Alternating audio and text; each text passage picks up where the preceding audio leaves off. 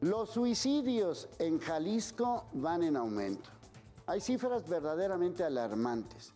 La gran mayoría de los suicidios, estamos hablando de personas entre 20 y 34 años, es decir, la edad productiva. Y todavía más, se suicidan más niños que adultos mayores. Por eso urgen cambios. Estamos hablando de un problema serio. Estamos hablando de algo relacionado con la salud pública que está detonando todo eso. Ya lo saben, si hacemos siempre lo mismo, vamos a tener los mismos resultados. Por eso urgen cambios.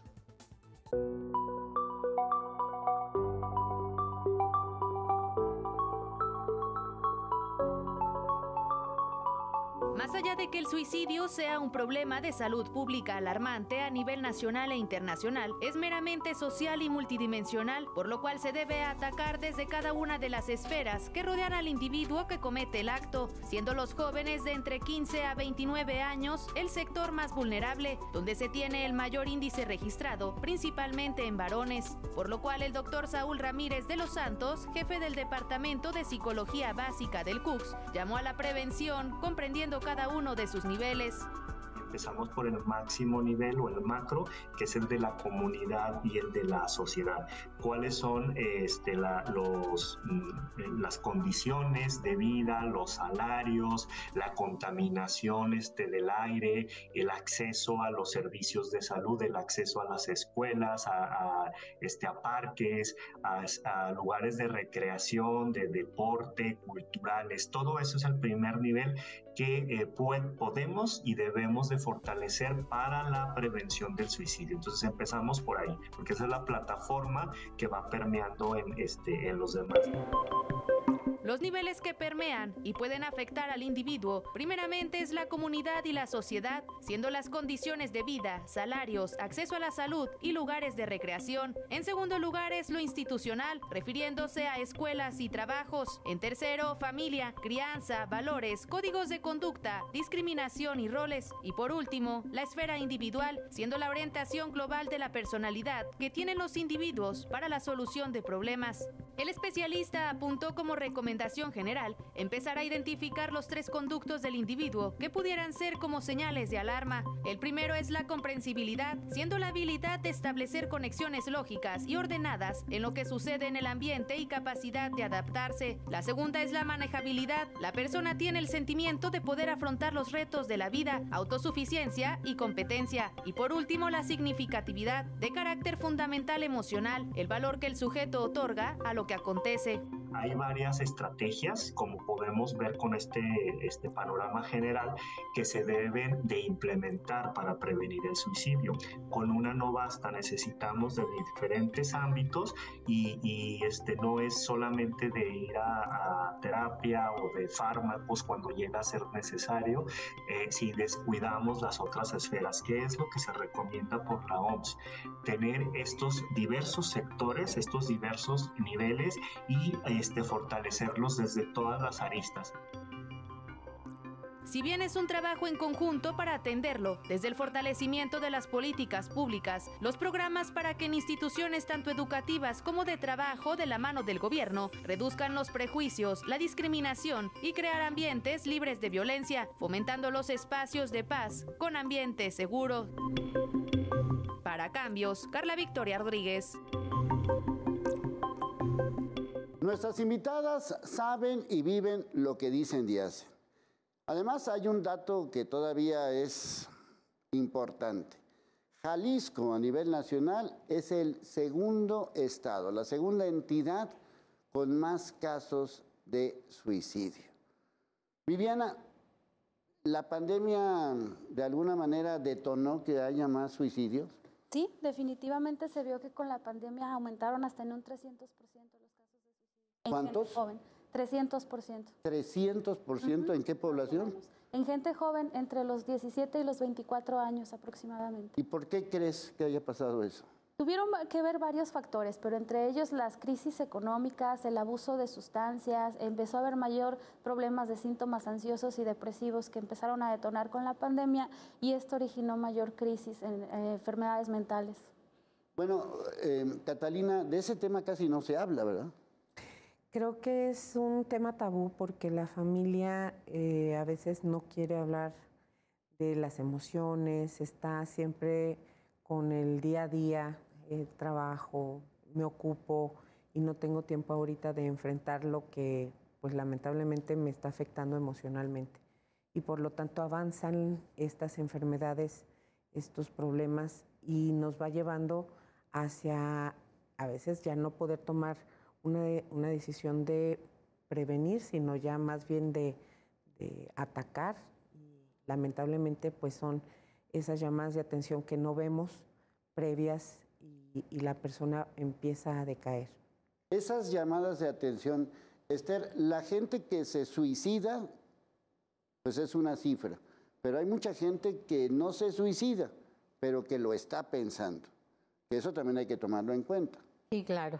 Le llamamos ideación suicida, porque en algunas ocasiones... ¿Cómo le llaman? Ideación suicida. Ideación. Tiene la intención de suicidarse. Ajá.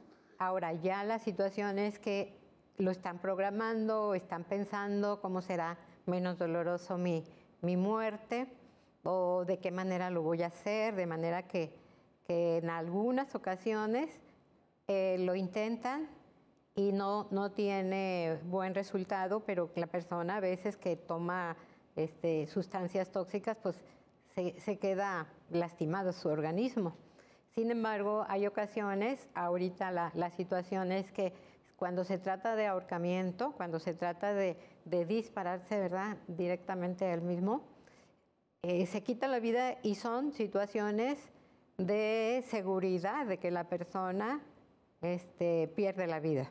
A veces es el brincar de una altura considerable, pero la situación es que hay muchas interés, intención, están soñando y como dice la maestra Katy, en algunas ocasiones ya nos han avisado, ya han se acercado a los padres, a los maestros, a algún amigo y les han dicho, no tiene caso mi vida, yo ya no quiero estar viviendo, yo estoy muy cansado. Me decía un chico, no salí en listas y ya me anda con mis papás. Mi hermano sí salió en listas hace 2 años y yo no salí en listas, entonces ¿qué voy a hacer? No pueden pagarme escuela particular. Entonces son situaciones o problemas de la vida cotidiana, pero para los jóvenes en algunas ocasiones resultan grandísimos estos problemas y si no los escuchamos, entonces van a ser efectivo pues ese intento o esa búsqueda de esa forma de solucionar ese problema que no es la adecuada.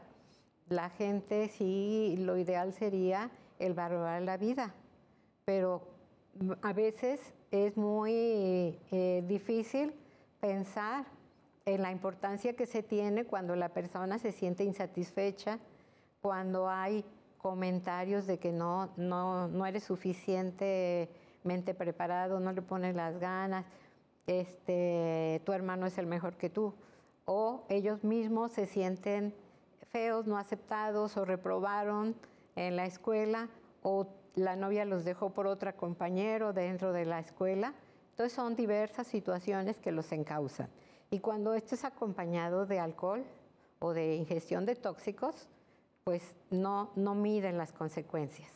Esta es la parte que quizás por la que pudiéramos en estos momentos abordarlo. Es decir, sí influye el alcohol, las drogas, para que haya esta idea suicida.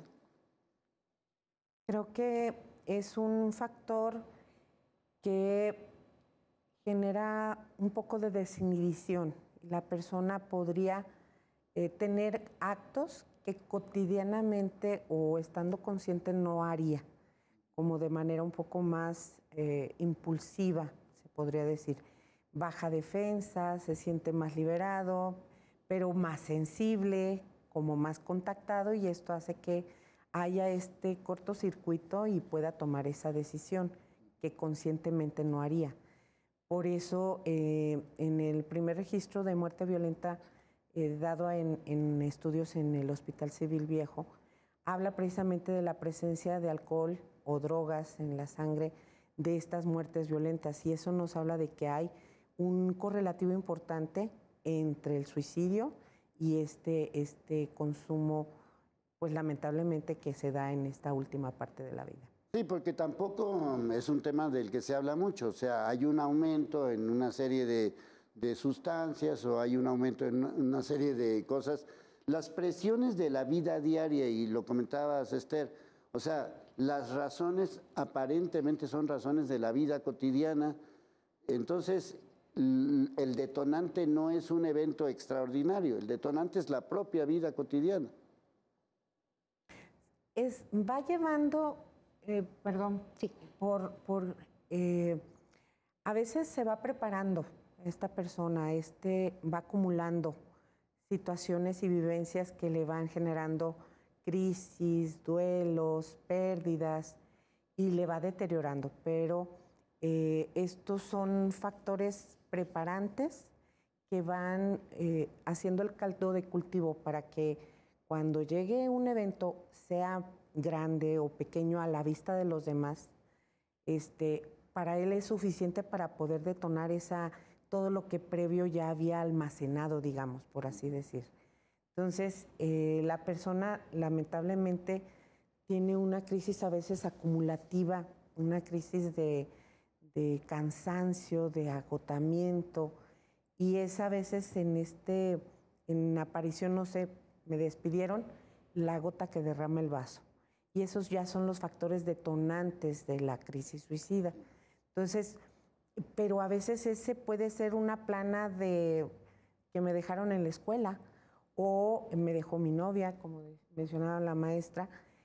Sí tiene mucho que ver a veces esos factores que están alrededor, pero nos hace más susceptibles nuestra historia de vida como para no poderlos enfrentar fácilmente.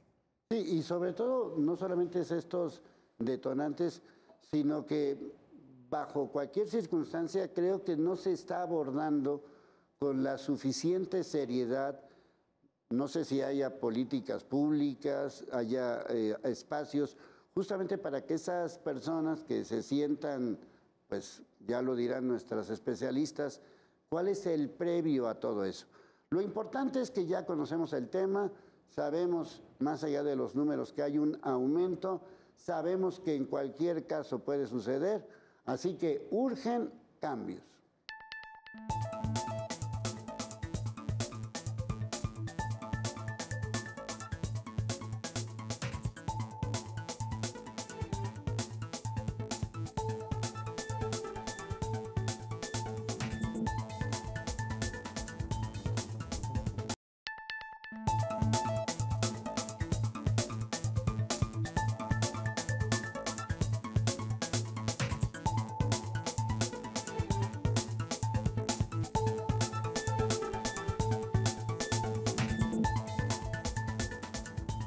Bueno, hay otro dato, que este dato es significativo, sobre todo no solamente en personas de la edad pues productiva, que es la que consideramos, sino que hay un aumento, como también ya lo mencionaron, sobre todo en los jóvenes, entre más jóvenes y también entre más niños.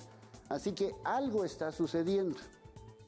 La pregunta, Viviana, es ¿qué está sucediendo? Ok. Bueno, aquí hay varias circunstancias muy interesantes que también hay que poner en evidencia lo que son las enfermedades mentales en las personas jóvenes. Hay un estigma muy importante todavía hablar sobre depresión, hablar sobre ansiedad en gente joven, porque pues ir al psiquiatra es para locos, ¿no? Como dicen regularmente, y muchas veces no se habla de ello, y esto conlleva a que vayan teniendo cada vez más problemas de salud mental hasta que puedan llegar a cometer un acto suicida.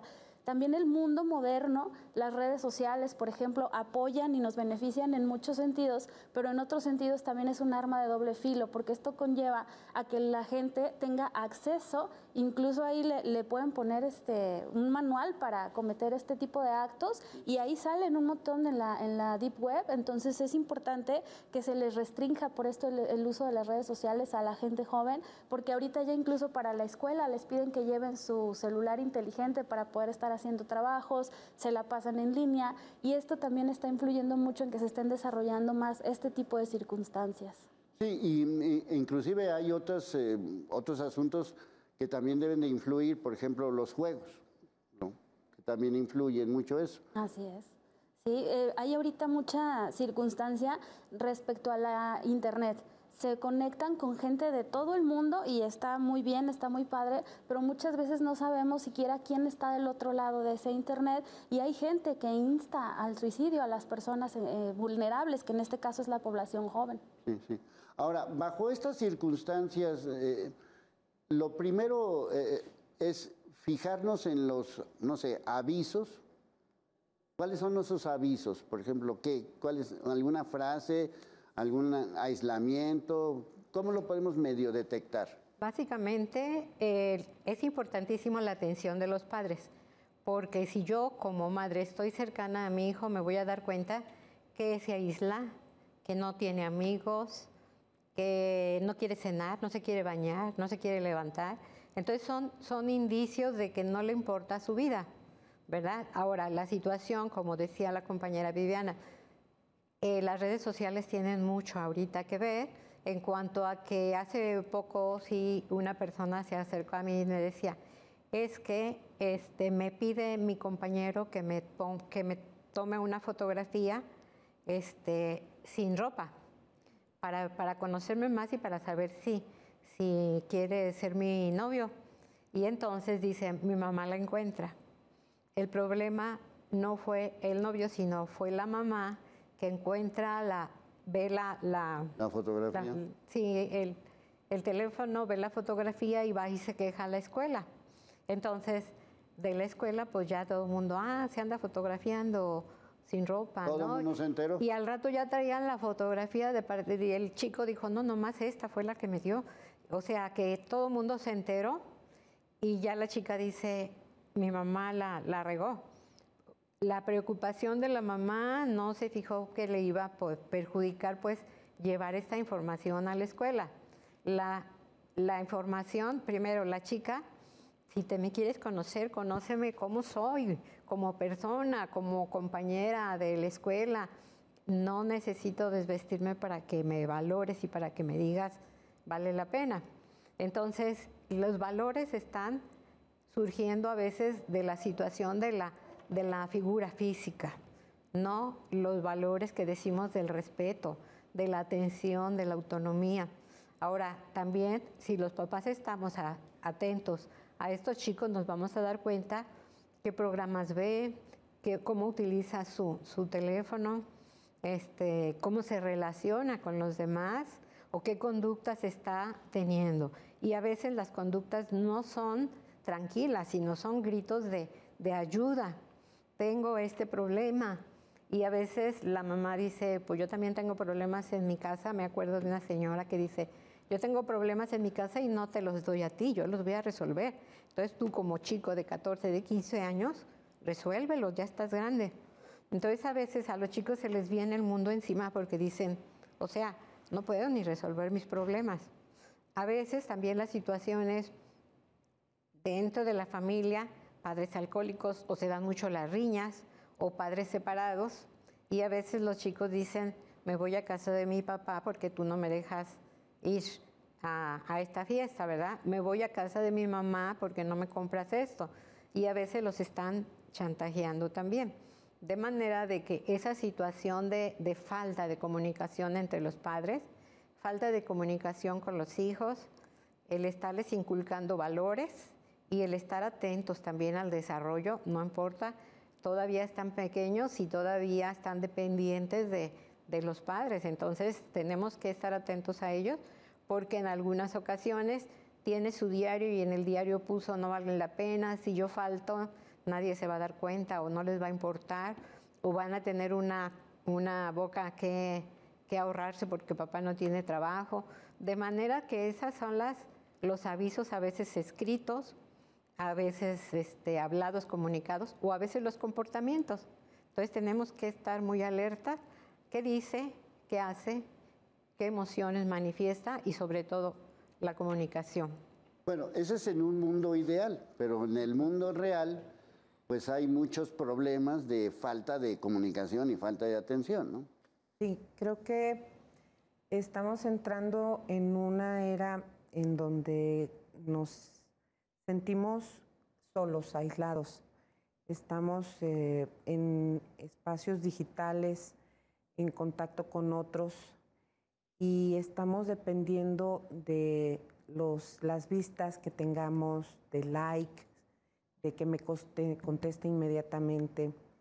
Siento que ha habido un problema en cuanto a las nuevas generaciones con el uso de las tecnologías y cómo éstas han venido revolucionando y cambiando estos procesos de lo que espero yo, de la vida y de los demás. Entonces me he vuelto más impulsivo, recibo la información más rápido y por lo tanto así vivo. Tengo una segunda vida digital que me permite pues estar acelerando todo acceso a esa información y a contactos y a gente y al mundo en general. Entonces a veces el adolescente no tiene un filtro adecuado, está en formación de su cerebro, de los valores, de los límites, de los controles, que prácticamente a veces el padre, por estar trabajando y estar en esas jornadas pues arduas que implican no tener el contacto con ellos y estar monitoreando cómo está, entonces se abandona al joven a la televisión, al videojuego, a internet y a todo esto, que prácticamente pues hace que haya ese vacío y que no haya un proceso de desarrollo normal de su autoestima, de esos valores que esperamos que ayuden y protejan al joven ante estas problemáticas que pueden presentarse. O sea, un proceso de crisis no es algo extraordinario, nos pasa a diario. El problema es cómo podemos solventar, si tenemos las herramientas para enfrentarlo. Y muchos jóvenes sienten que se les viene la vida encima porque no pueden con ello, porque no han experimentado cómo poder hacerlo o poder responder adecuadamente. No hay inteligencia emocional, no sabemos cómo lidiar con el dolor, con las pérdidas, con pues tuve un mal día, estoy cansado, me regañaron. Entonces veo una opción: drogas, alcohol, suicidio, pandillerismo, estas opciones que prácticamente pueden estar cercanas, pero no son la mejor respuesta. Y entonces no vemos como el que el joven entonces no tiene esas otras posibilidades que le puede dar el papá, el maestro, un tutor, que en cierta manera esté cercano y que pueda indicarle, mira, pues así va a pasar, pero puedes pasar esto, puede hacer esto, acompañarlo, guiarlo. Y estamos pues prácticamente haciendo que el joven se desarrolle por sí mismo y madure, ahora sí que con los golpes de la vida, pero lamentablemente a veces no llega a la adultez por estas conductas. Sí, porque se habla inclusive de una generación cristal, ¿no? Eso es lo que mencionan. Sí. Es una generación que no aguanta nada, que en mi época vivíamos peor o que se le está dando mucho, todos los caprichos que quieran. También se habla de eso, ¿no? Sí.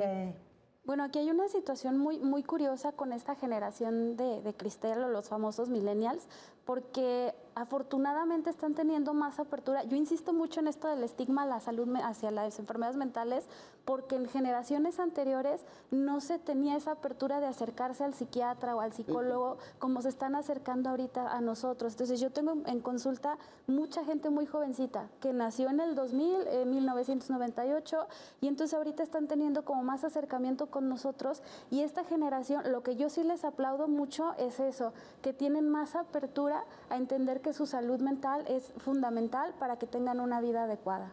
Esa es quizás la parte fundamental de todas estas historias, de cómo vamos a generar esos cambios, pues por obligación o por necesidad o por lo que sea, pero desde luego que urgen cambios, y sobre todo saber si estos jóvenes o estos adultos o estas personas en edad productiva tienen opciones justamente cuando sienten que el mundo se les viene encima. Así que por eso urgen cambios.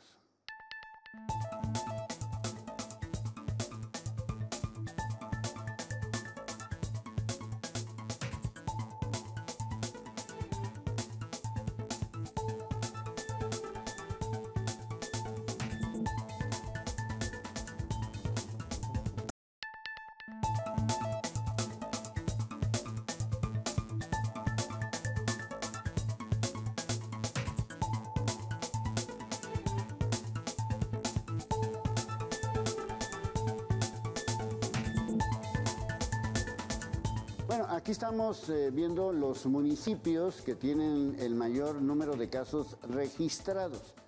Ahí pueden ver por cuestiones, no sé si sea de número de habitantes, pero ahí pueden ver quiénes lideran: Guadalajara, Zapopan. A lo que yo quiero llegar con todo esto es que está más cercano de lo que mucha gente cree o de lo que mucha gente considera. Ahora, estas son las cifras oficiales, hemos hablado de cifras oficiales, pero seguramente debe de haber otras cifras que no son propiamente estas, donde pues el suicidio se ve de otra manera. Y lo comento porque existe una tendencia ahora de que hay una especie como de suicidio no suicidio, es decir, jóvenes que abusan de ciertas sustancias, jóvenes que van a alta velocidad, jóvenes que trabajan en riesgo, jóvenes que saben que están en una situación complicada y de todos modos se van. Es como una especie como de suicidio, entre comillas, ¿o cómo lo podemos calificar? Se le conoce como conductas parasuicidas, es decir, son conductas temerarias que pueden poner en riesgo su vida, aunque la finalidad no es cometer el acto suicida, sí pueden poner en riesgo su vida. Pero saben que están en peligro, saben, o sea, les atrae el peligro, ¿cómo lo podemos decir? Muchos jóvenes se sienten atraídos hacia ese rush de adrenalina que se produce cuando estás ante circunstancias extremas, y entonces empiezan a hacerse como adictos a este tipo de situaciones. Es lo mismo que cuando, más o menos muy parecido a cuando alguien consume alguna sustancia ilícita, es como esta misma excitación que se produce en el sistema nervioso central, pero acá pues con el mayor riesgo de que en cualquier momento pues pueden perder la vida. Bueno, tú te has concentrado, y lo has dicho ya varias veces, en los temas de salud mental o enfermedades mentales. ¿Cómo es esto? ¿Cómo lo puedo yo definir? Porque yo he conocido muchos jóvenes que manifiestan ansiedad, nerviosismo, depresión. ¿A eso te estabas refiriendo? Sí, nosotros tenemos que revisar muy bien a los pacientes que nos llegan a consulta, porque muchos de ellos traen cuadros ansiosos y depresivos que ya requieren un tratamiento especializado por parte de psiquiatría y psicología, y muchas veces no se dan cuenta. Ellos llegan porque no pueden dormir, porque se sienten cansados, se sienten desanimados, pero no alcanzan a dimensionar que tienen un problema y es una enfermedad severa, la ansiedad y la depresión. Ojo, no todas las personas... O sea, no es un estado de ánimo. Exactamente. Y no todas las personas con ansiedad y depresión van a cometer suicidio, pero evidentemente pues sí están en un mayor riesgo de cometerlo o cometer la tentativa, como mencionaban. Sí, ahora, ¿cómo sé que tengo ansiedad y no tengo nervios, o que le estoy exagerando, o que pues a lo mejor pues es porque nadie me ha dicho? Ok, nuestro manual para diagnosticar enfermedades mentales es muy claro y ahí dice que cuando las actividades biopsicosociales se ven afectadas, es decir, nuestra calidad de vida, la manera en que interactuamos con nuestros familiares, amigos, pareja, en la escuela, en el trabajo, se empieza a ver afectado, como ya mencionaban mis compañeras, que ya no tienen ánimos de hacer las cosas, que en el trabajo los regañan constantemente, que hay pérdidas en la atención, en la concentración, en la memoria, que aumenta el consumo de sustancias, o sea, es decir, hay un cambio en el estilo de vida y se nota por parte de su ambiente psicosocial, ahí ya consideramos que está haciendo una enfermedad. ¿Otro detonante es la escuela? Es un factor. Creo que nosotros somos seres que convivimos en un espacio, en una comunidad, y la escuela pues es la segunda casa, como dicen, es estar en un contacto con amigos en donde se desarrollan estas primeras veces del joven, las primeras amistades, esas experiencias que no había desarrollado, primeros amores, que es en cierta manera ese primer contacto con la sociedad de manera abierta, fuera de casa, fuera de la familia, en donde pues se permite externalizar esas emociones y esa parte de él que quiere compartir con los demás.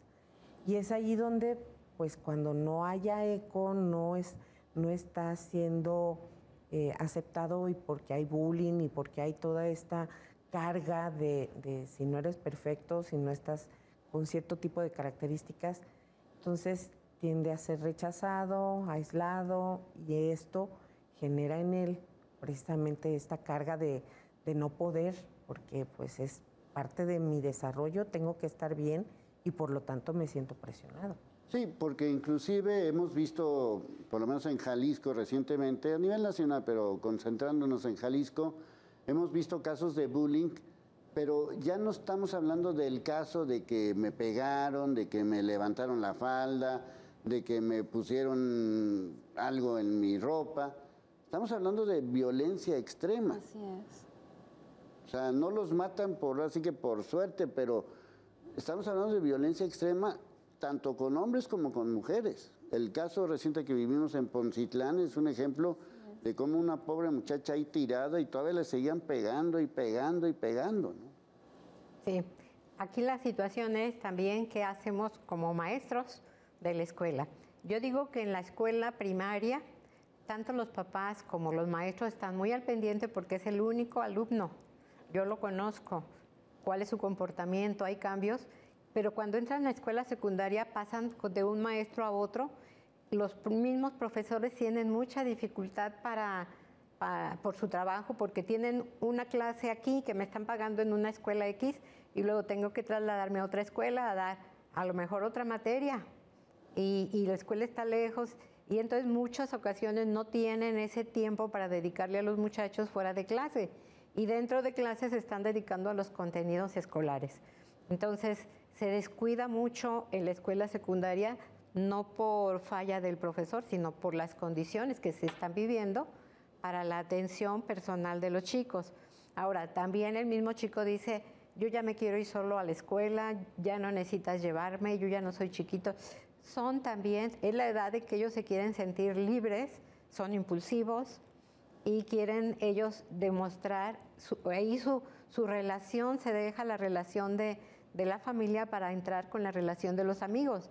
Y a veces pues los amigos no son muy buenas apoyos. Entonces esa situación hace de que se juntan grupos, y a veces dentro del salón de clase este grupo odia al otro o critica cuando están dando la clase o le mete zancadilla pues o se preparan con un tema que abandonaron. Entonces los maestros también tenemos que estar muy atentos. Aquí la situación también es si la mamá se da cuenta, si el papá se da cuenta que el hijo está fallando, que tiene estos problemas, pues hay que resolverlos y hay que atenderlos directamente en la escuela. Ahora, pasan a la preparatoria. A mí me ha gustado pues que en la preparatoria ahorita ya les están pudiendo que vayan en algunas uniformados, hay más control y todo, porque en algunas ocasiones pasan de la secundaria a la preparatoria y luego, si quieres, entras a clases, si no, no, la puerta está abierta. A la libertad total. A la libertad.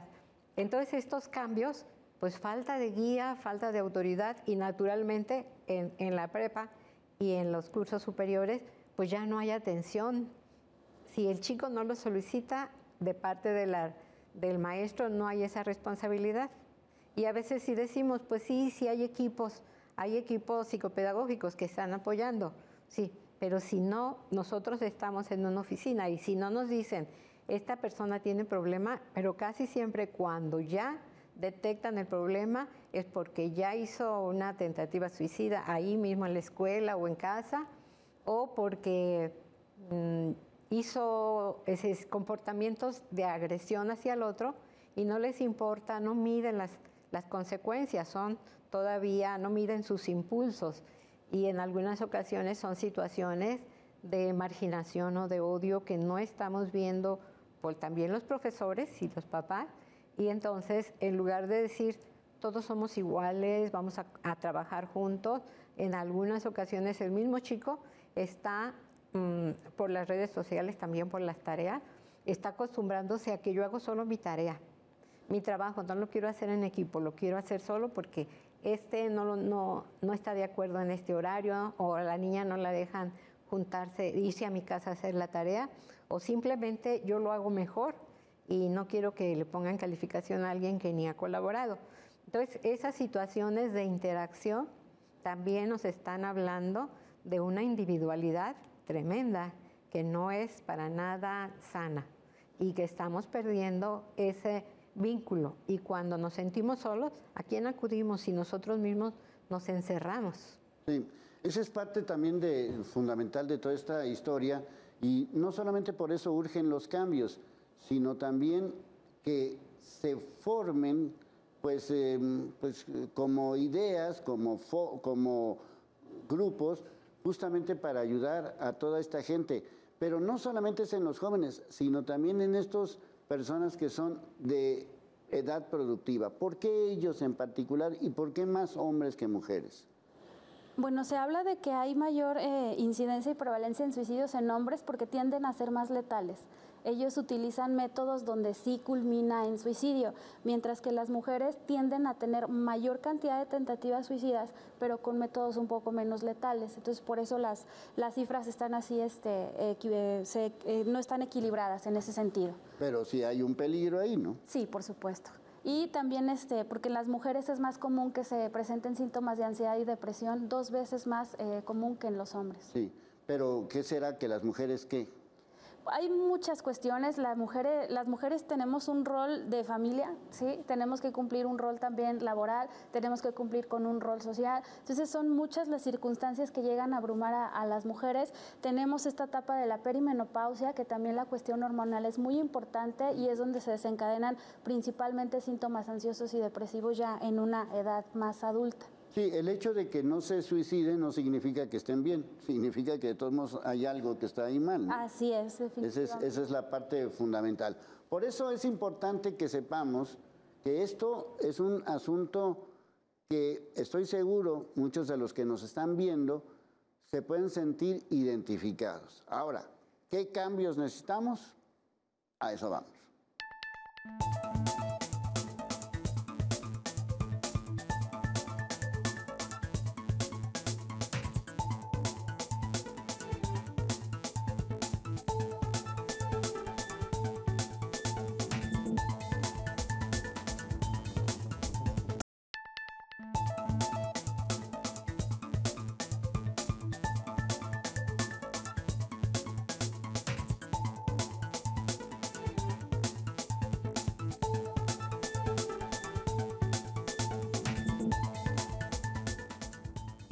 Bueno, este dato que estamos viendo también nos ejemplifica cómo está la situación, sobre todo pues lo que hemos estado mencionando a lo largo de todo el programa, que en los últimos años ha habido un aumento.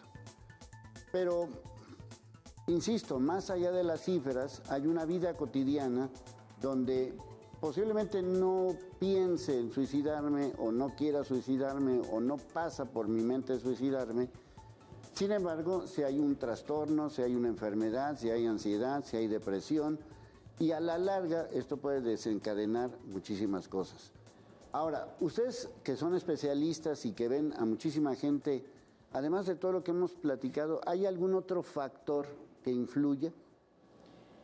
Yo, ahorita precisamente cuando iniciaba el programa y usted mencionaba de los niños, los menores de edad que nos preocupan tanto, vemos que el niño pues está empezando a tener una vida más responsable, digamos, para lo que cotidianamente un niño tendría que hacer.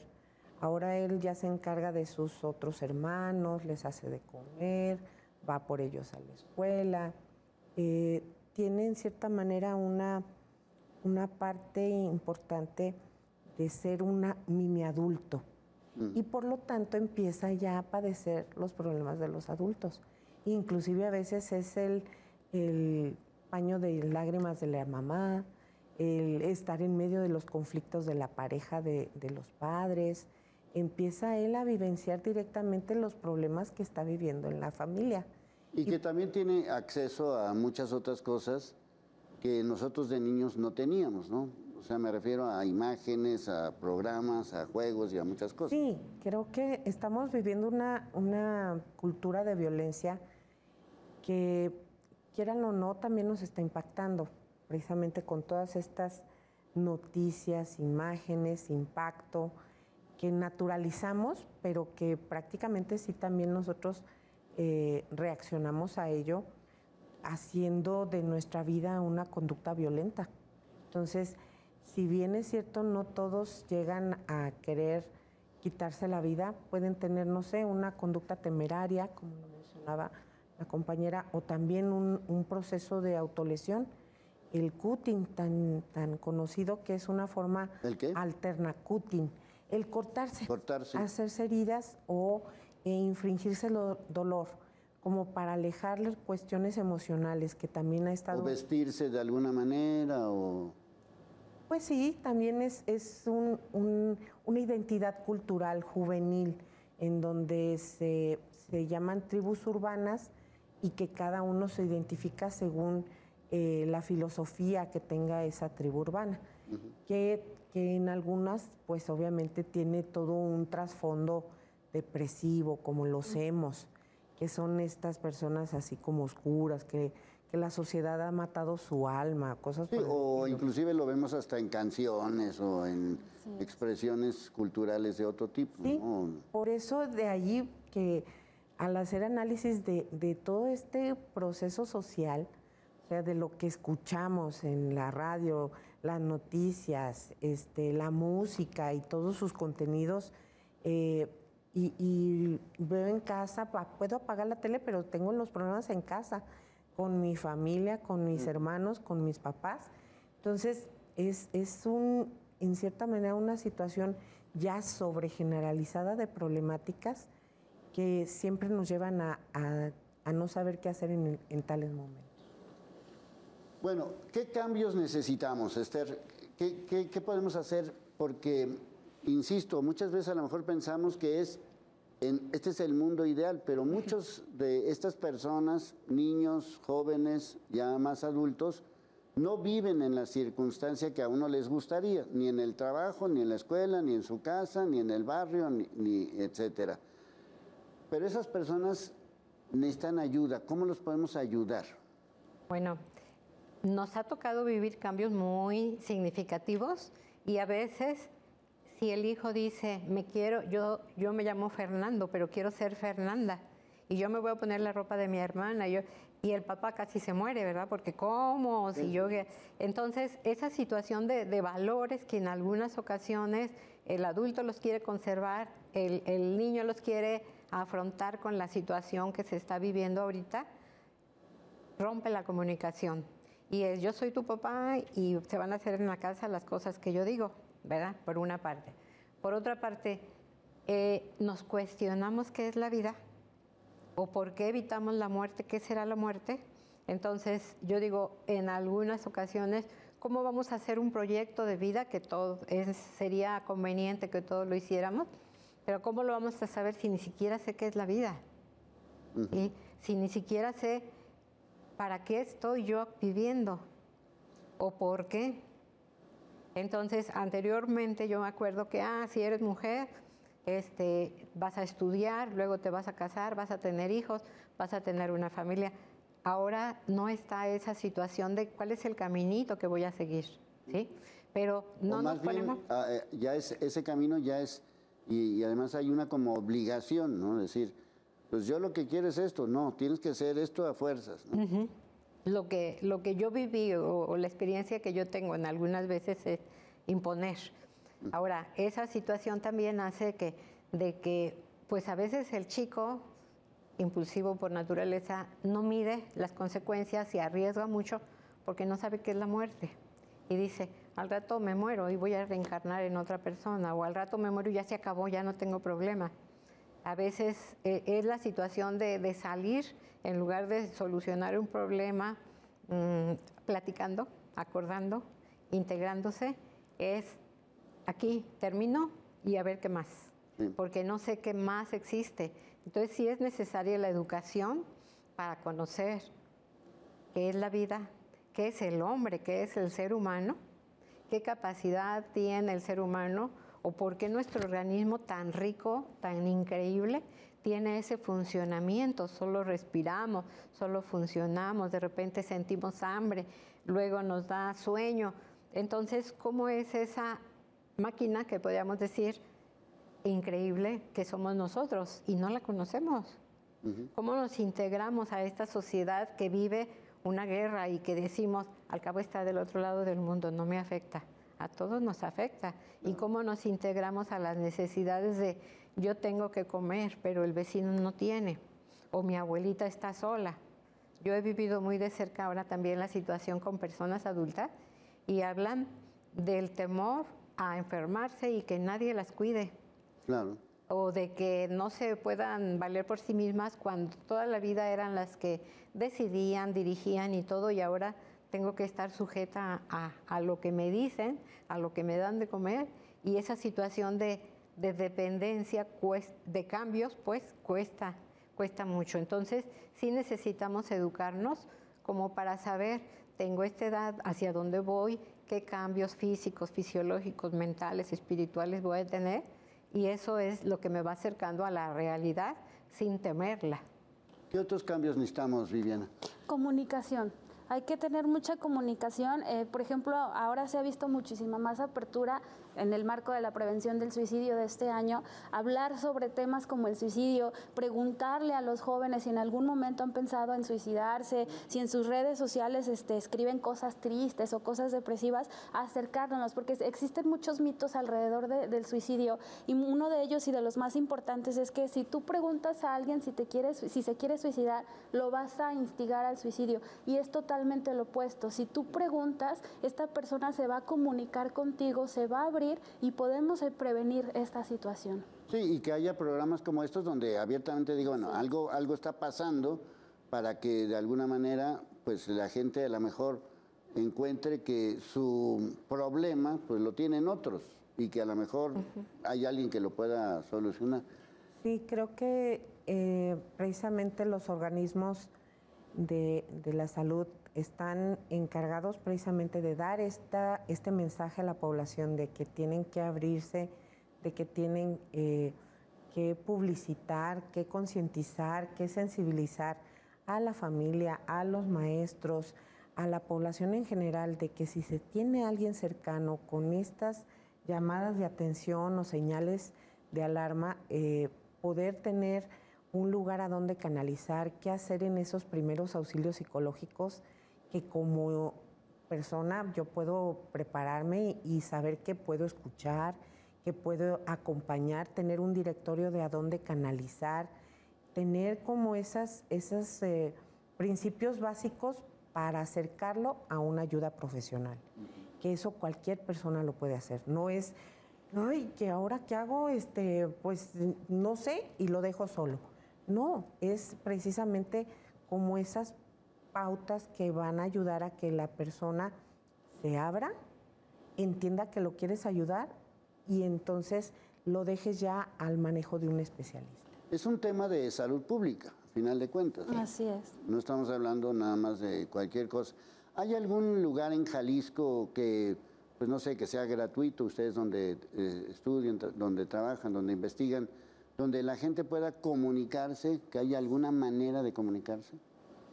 Bueno, precisamente la Secretaría de Salud, a través de el Instituto Jalisciense de Salud Mental, tiene la línea de intervención en crisis, 365 días del año, 24 horas. 075 es una línea nacional para atención en crisis. 075. 075. O sea, si yo llamo al 075, ¿qué? ¿Alguien me puede atender? Exactamente.